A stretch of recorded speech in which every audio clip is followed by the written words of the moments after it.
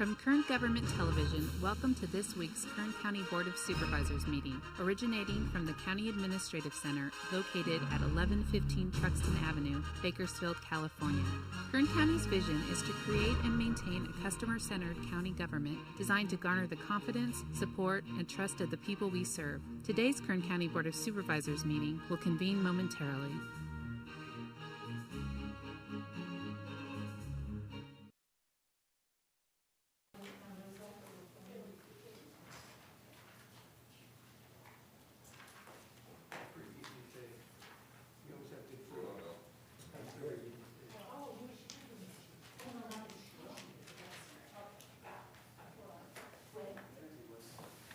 Okay. Good afternoon, Kern County and county family. We are beginning our 2 p.m. session. We have now officially reconvened. Madam Clerk, would you please call the roll? Supervisor Gleason. Here. Supervisor Scribner. Here. Supervisor Maggard. Here. Supervisor Couch. Here. Supervisor Perez. Here, thank you. At this time, I'm going to ask County Council to please report on actions taken in closed session. Ms. Raizan? Good afternoon, Madam Chair, members of your board. This morning in closed session, you met on items 42 and 43. However, there is no reportable action. Okay. Thank you very much, Ms. Raizan. As, of course, again, as mentioned in our 9 o'clock board session, the County of Kern has provided notice consistently that as a result of the declared federal, state, and local emergencies due to the COVID-19 pandemic, and in light of the governor's order, and corresponding or later orders, this Board of Supervisors meeting is not physically open to the public. Testimony and general public comment could be given through email and telephone to the clerk of the board prior to today's meeting. We will begin by considering the consent agenda. All items listed with a capital C, capital A are considered to be routine and non-controversial by staff. Consent items will be considered first and may be approved by one motion if no member of the board or public wishes to comment or ask questions. If a member of the audience wishes to comment or ask questions regarding an item or items on the consent agenda, they may do so prior to a vote being taken on the consent agenda. A member of the board may remove any item from consent, and it will be considered in its listed sequence with an opportunity for a member of the public to address the board concerning the item before action is taken. A member of the public may also comment on any closed session item. I understand number 15 will be pulled from consent, so I will not be reading that through the list. Consent matters begin on page 3, and they include items 6 through 10. On page 4, items 11 through 14. On page 5, items 16 and 17. 15 has been pulled and will be heard in its listed sequence. On page 6, items 18 through 25. On page 7, items 26 through 33. On page 8, items 34 through 40.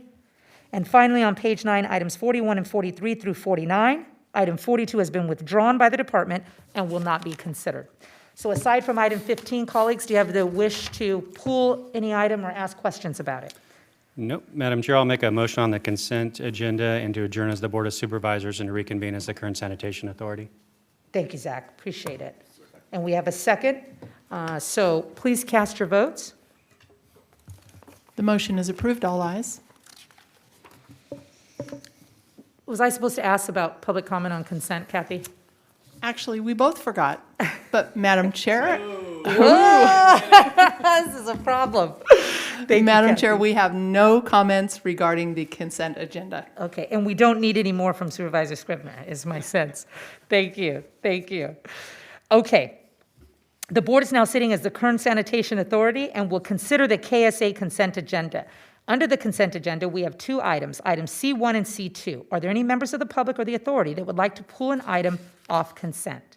If none, I will entertain a motion to approve the KSA consent agenda and to adjourn as Kern Sanitation Authority, reconvene as the Ford City Taft Heights Sanitation District. And Madam Chair, we have no comments regarding the Kern Sanitation Authority items. Outstanding. Thank you for that. So moved. Thank you, Supervisor Couch. And thank you. We have a motion and a second. Please cast your votes, gentlemen. The motion is approved. All ayes. Thank you. The board is now sitting as the Ford City Taft Heights Sanitation District and will consider its consent agenda. Under the consent agenda, we have 1 item, C3. Are there any members of the public or the authority that would like to pull the item off consent? If not, I will entertain a motion to approve the consent agenda and to adjourn as Ford City Taft Heights Sanitation District and reconvene as the Board of Supervisors. So moved. Thank you, Zach. And there are no public comments. Thank you. We have a motion and a second, no public comments, which we usually don't, Kathy, even when we're open. Thank you. Please cast your votes. The motion is approved, all ayes. Excellent. Thank you, Kathy. Moving right along to item number 4, this is public presentations. The meeting portion is reserved for members of the public who would like to address this body on matters that are within our jurisdiction, but not on today's specific agenda. I understand we have none, Kathy? That is correct. Most people comment in the morning at the 9 o'clock session, and that's when we usually entertain that. We had our share. Yes, we did. And we're delighted to receive it, Ms. Kraus, as you know. So seeing no other comments, we're going to move to item 5, which is board member announcements or reports. Gentlemen? Okay. Okay, then we're going to move right along to the item that was removed from consent, which really will be our sole item this afternoon. Thank you, Supervisor Gleason, for that. Item number 15 is a protest hearing on proposed confirmation of costs incurred for nuisance abatement work located at 27845 Colorado Avenue, Johannesburg, APN 155-301-04. It was continued from June 30th of this year. Fiscal impact $3,720.20 regarding the Code Compliance Fund. With that said, I see Mr. Pope has taken his position. It's nice to see you. You look healthy. That's Sure. always nice. That is nice. Thank So, you, Madam Chair. Welcome. Appreciate the opportunity here this afternoon to talk about this item. It's been an ongoing item since as early as like 2013. I have with me Alan Nahn. He's Assistant Director over the section code. Al Rojas is available by phone for this item if need be, and we have the code officer, Jacob, in the audience also. I'd like to turn it over with your permission to Alan Nahn to give a presentation on the item.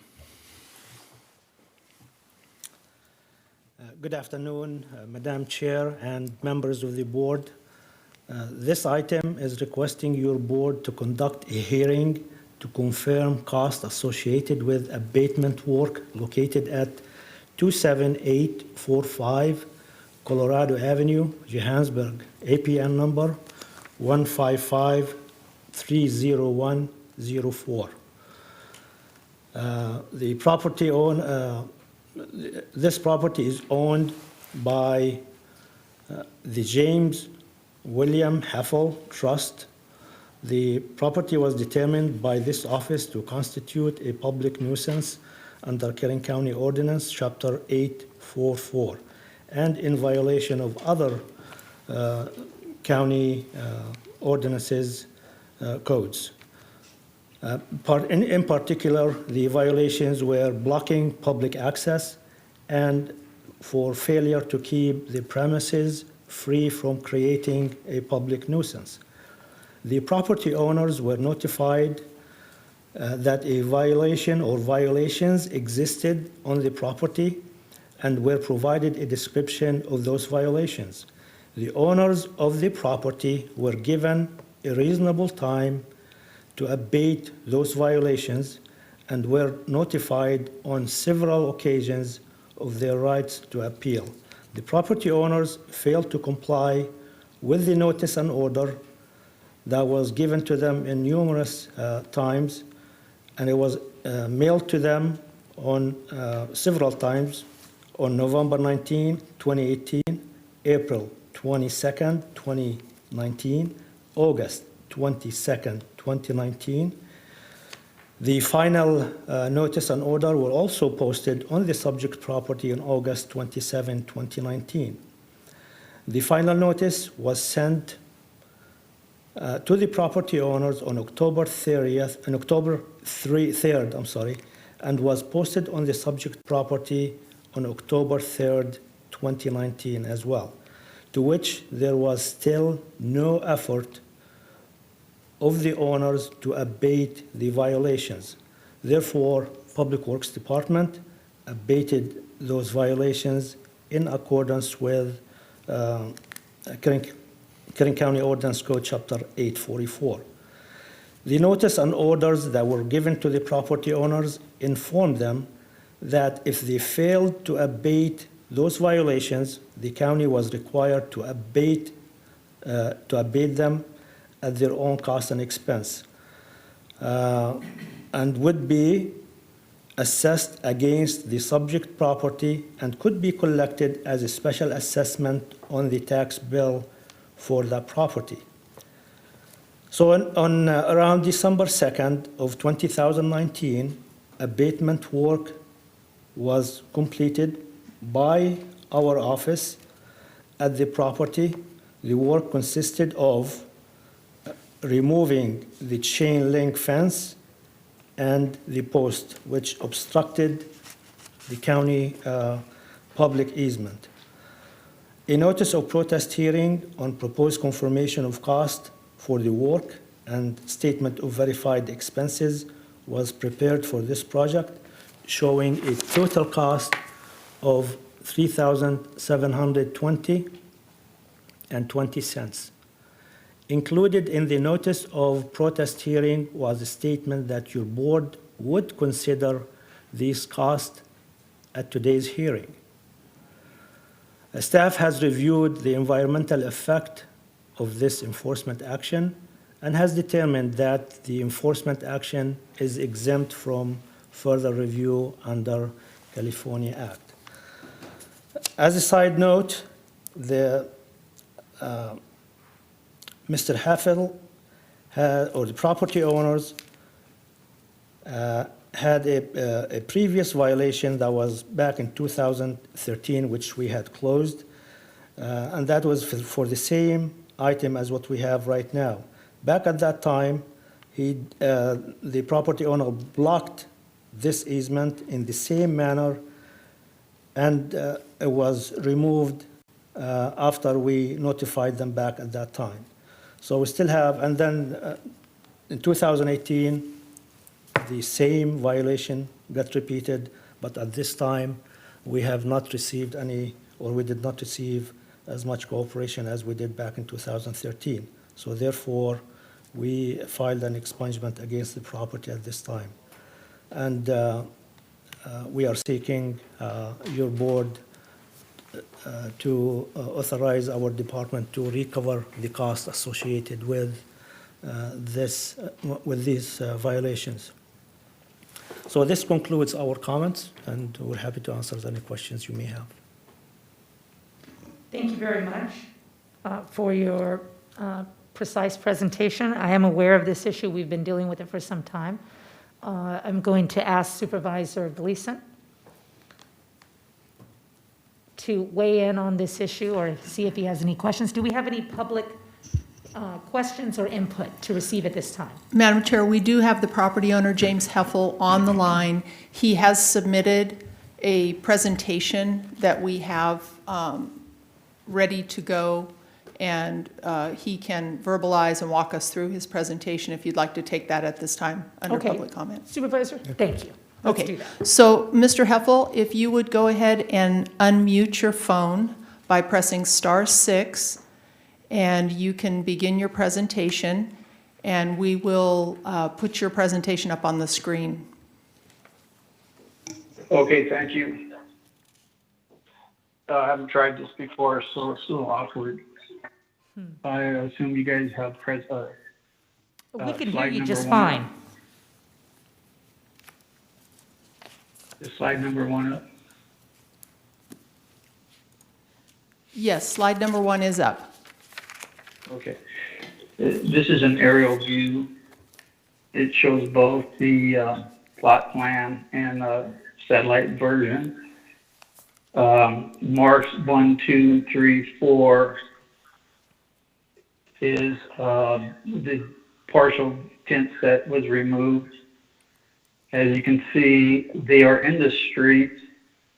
They are not on my property, which was one of my concerns is how does a property get liened when the items aren't on the property? Second, you can see it's not blocking the road. You can drive all the way through with no problem. You can now go to the second slide, please. Okay, the second slide is up. Okay. You'll see this road actually goes nowhere. In fact, it goes to other properties I own. There's a street above it, a dirt road that people use to get to Red Mountain. No one's ever used Colorado as an access except for thieves and tweakers. You can't even pass it in a regular car. It's hilly, it's bumpy. I'll show other photos of it. The circles show where the gates were. I'll skip this, but real quickly, there is a fence blocking Pico Road, as you can see. I'll get to that later, but that blocks the road. Next slide, please. The next slide is up. Okay, this is the first gate you would access. You can see there's plenty of room to drive through. I had talked to, I get his name backwards all the time, either it's Jacob Clayton or Clayton Jacob. He asked me to remove the fence shown in this picture that's not there so my neighbor could have access. I said, I will do that. He later called me and said, you have to have access on both sides. I said, I will do that, which I did. He later came back and said, nope, everything has to go.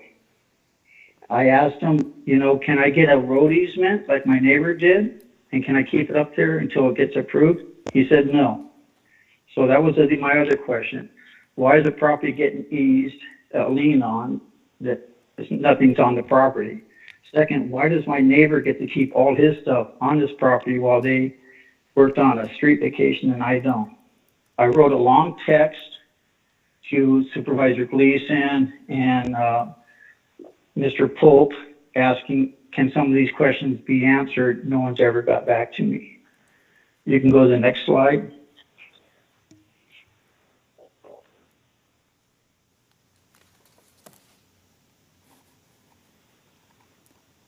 Okay, the next slide is up. Okay. As you can see, the road goes nowhere. No one uses it. People come from that direction that are just thieves. You can go to the next slide. Next slide is up. Okay, you can see the fence is just loosely hung. It has T-posts, you just pull them out of the ground. There's no top rail. This fence would have took an hour. I took it down. Like the gentleman said, I took it down in 2013. It takes you a half hour to take down. It's not that hard. But look what else is in the road. We've got a water meter. I wish they would have took the axles when they cleared it up because the guy who moved my trailer left them there. Okay, next slide. Next slide is up.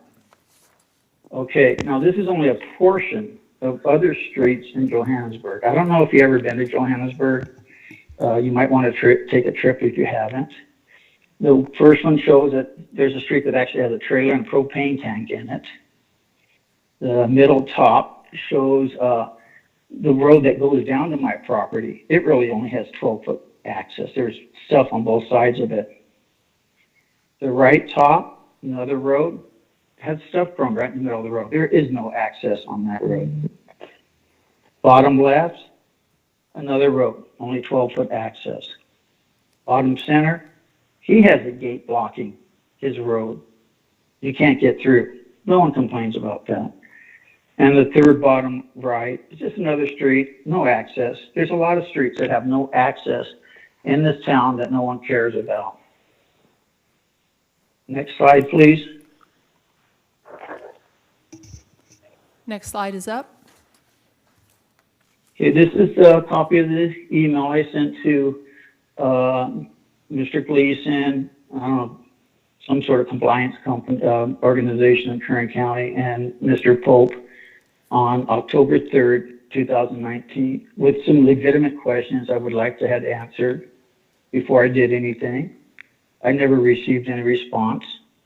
I did what Mr. Clayton said, and that wasn't good enough. I paid a $250 fine because of this whole thing. I this could have probably been resolved real easy if someone just would have got back to me instead of saying, hey, we're going to clean your property. My question is, why do my other neighbors get to do things without getting bothered and not me? I'm probably the only person that got permits on everything I've done. I called planning department and said, when's the last time someone filed for a permit there? He goes, I can't go, more than 5 years ago at least. I think that when it came up was with my permit. But there's construction going on all the time in Johannesburg. No one has to get a permit but me. And my neighbor complained because of my porch. My neighbor complained for the steps on the porch, the rails on my porch, the support on my porch, my awnings, where the mobile home was located, a shipping container. I'm the only one in town that's ever had to remove a shipping container. No one else, and there's full of shipping containers. Next slide, please. Next slide is up. Okay, this all started on October 4th, 2018. Someone broke into my house. Not only they broke in, they moved in. They took that fence that was just lying on my property and strung it over the road. It made it impossible for me to go past it. I was a little upset. I called the police. I had to leave a message. They never called me back. I decided since the fence is lying there, I'll hammer in some T-posts and make it look a little better, since you're just going to run it over anyway. I had asked numerous times, when did the person that put up the fence, what date and time was the person that put up the fence? You guys know that. You said you will not sell me. The reason I'm asking is, they may have saw the crook put it up. Why is it so hard to tell me the time and date of the person that did this? I've tried numerous times to get a hold of Mr. Gleason. As you can see, those are the dates. He's never recalled me. I happened to run into him at the Whiskey Flats celebration. He says, how are you doing? I said, not good. I said, your secretary yells at me when I call. Says, yes, Mr. Heffel, we know you call here all the time. Well, the reason I call all the time is because no one ever calls me back. He said, okay, I'll handle this. I'll get back to you. He never did. Next slide, please.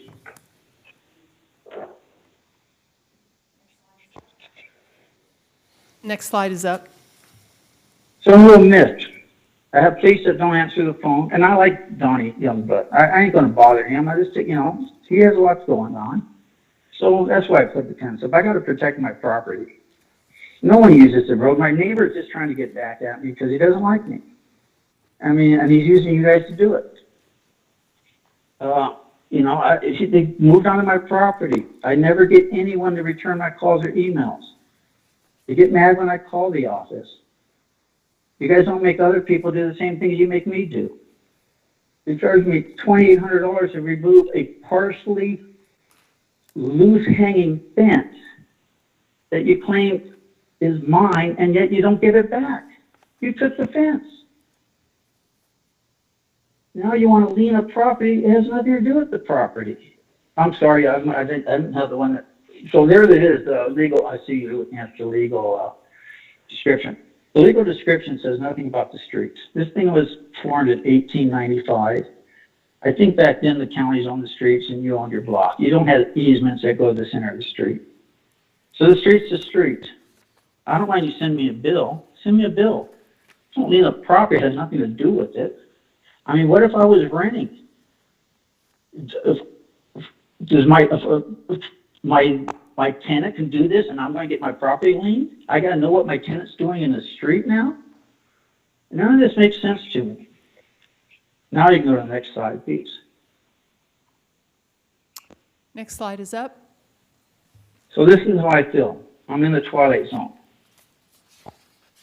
I pay a lot of taxes. I own a lot of property there. I don't want that fence to be up. I want development out there.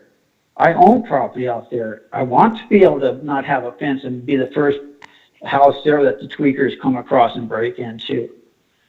When that happens, I'll be glad to take the fence down. But until now, why is it such a big issue? Why couldn't you guys get back to me? You could get through to the properties. I wasn't blocking anything. I had a guy that was actually going to take the fence down for free, just take the fence with him. That's how much he valued in the fence and the work to take it down. You roll it up, you cut it, and you take it down. But next thing I know, the fence is gone. I thought he did it. I said, okay, good, it's out of here. And I find out you guys did it. I asked you guys, wait, before you do anything, please get back to me. I'll do a street vacation. But why should I have to take the fence down if my neighbor didn't have to take his stuff out of the way? None of this makes sense to me. I don't know what to do. I'm asking for you to please not lien my property with this amount. I don't know what else I can say. Even my attorney says he doesn't understand how a property gets liened for something in the street. And where's the mechanism that says you can do that?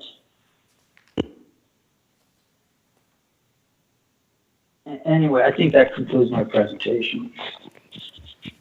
Thank you so much, sir, for bringing us up to speed on recent developments. I see that Supervisor Gleason is punched in and is ready to take the floor. Supervisor Gleason. Thank you, Madam Chair. Appreciate it. Al, over to you. Do you have any general comments to respond to Mr. Heffel? Yes, sir, I do. I do have some answers to his questions, if I may. Go ahead, and then I have my own through the questions. chair.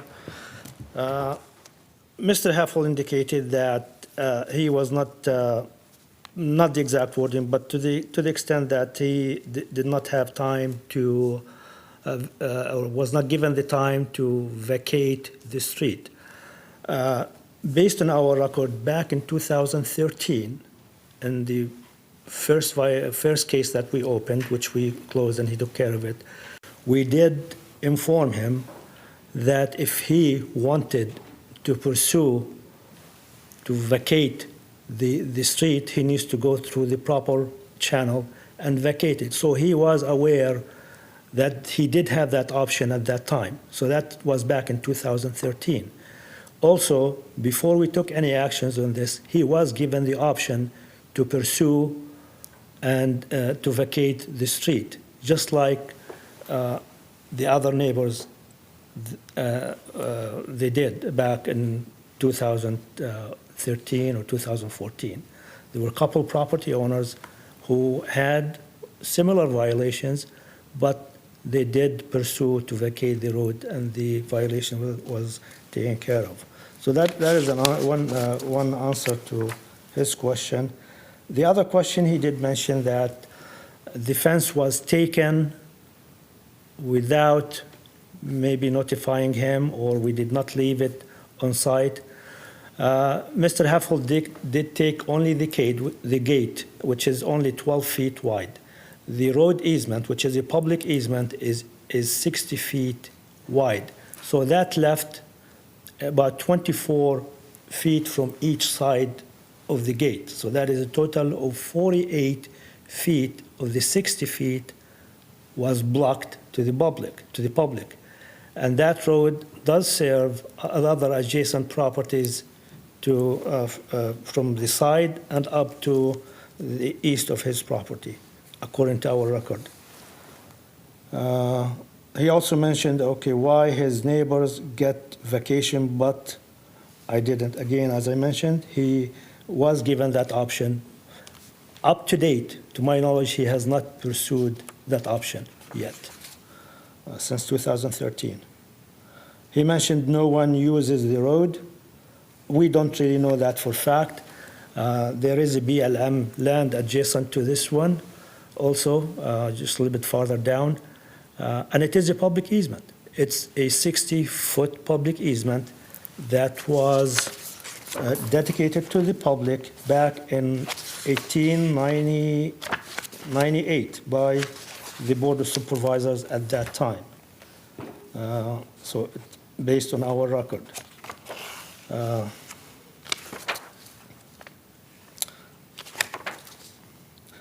Mr. Heffel also mentioned there are property owners who has blocked some roads Maybe they have containers or encroached into that 60 feet on other areas within his neighborhood. We are not aware of that, but if he wants, we would like to get the addresses of those properties, and we will be more than happy to investigate those properties and deal with it in accordance with our county ordinance. There would be a violation, based on what he pointed out in his slides, yeah, those could be violations, but we would like to see where those addresses are so we can pursue them. Again, our office is a complaint driven. So obviously his case was a complaint driven by the neighbors, and that's why we went there and we took action. And again, that was a violation of our Code of Building Regulations. On his email, he mentioned that I asked if he could forego the fence removal while I get street vacation. I am not sure about that, but according to our record, again, he has not pursued a vacation for that road. We did encourage him to do that.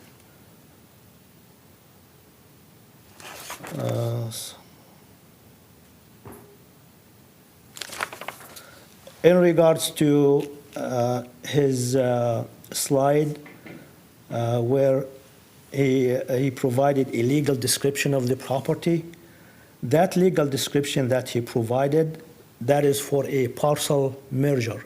Mr. Heffel has a total of 16 lots in his property. What he did back in 2013, I believe, he combined all of them into one. And the slide that he provided in here, the legal description, was for those merged or combined lots into one. It really has nothing to do with the legal access or the easement that was given to public back in 1889.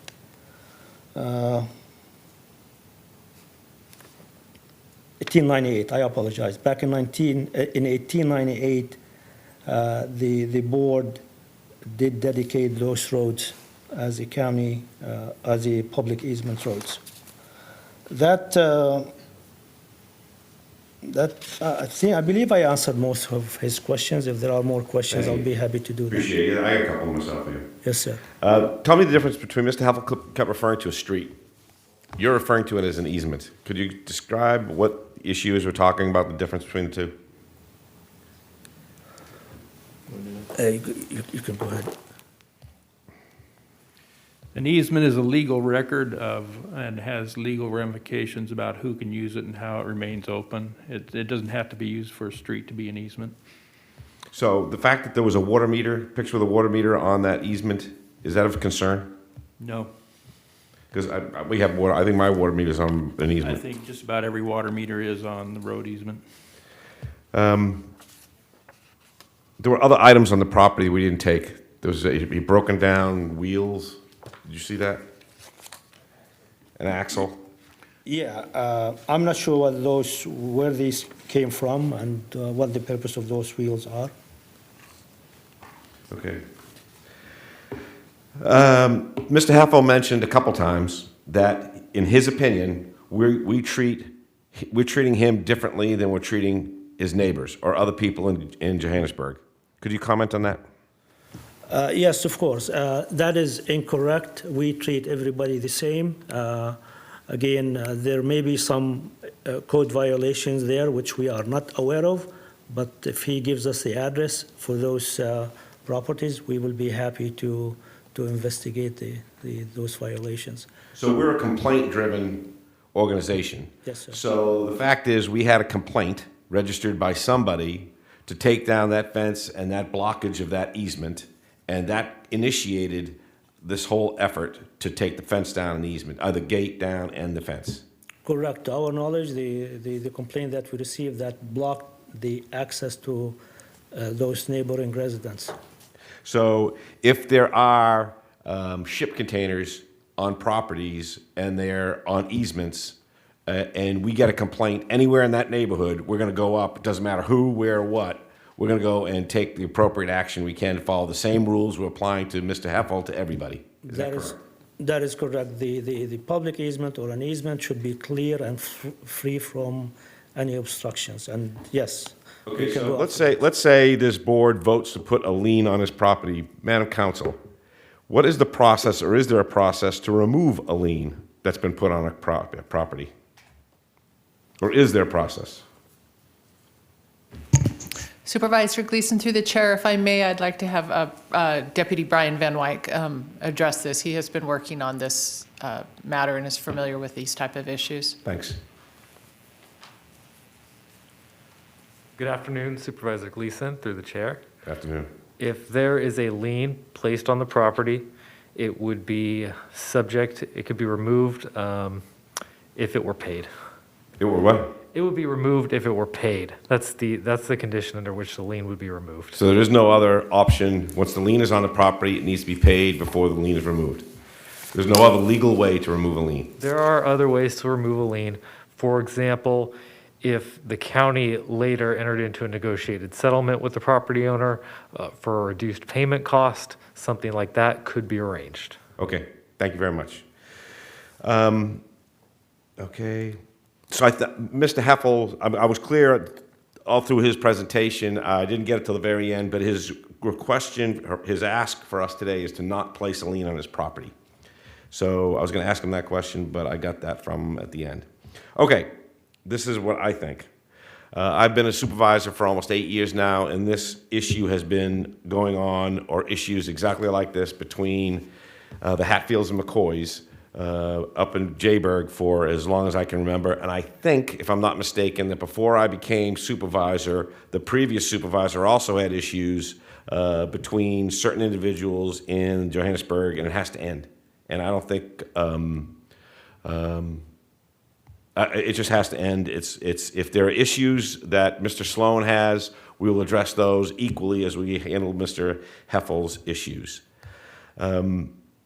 So I'm very much interested in ending this fair. I'm very much interested in fairly and evenly applying our code compliance regulations, and I'm aware of all the issues, and I'm going to vote in support, make a motion in support of staff's recommendation. Thank you, Supervisor Gleason. Second. We have a motion and a second. I assume no more public comment, Kathy? No, just the property owner. Okay, and seeing nobody else punched in, I'm going to entertain the motion. We have a motion and a second. Please cast your votes, gentlemen. The motion is approved. All ayes. Okay. Thank you very much. That brings us to the end of our agenda for today. I will entertain a motion now to adjourn to Monday, July 27 at 6 p.m., not our normal Tuesday schedule, but an evening hearing, July 27, 2020. Thank you. Thank you, David. All right, everybody.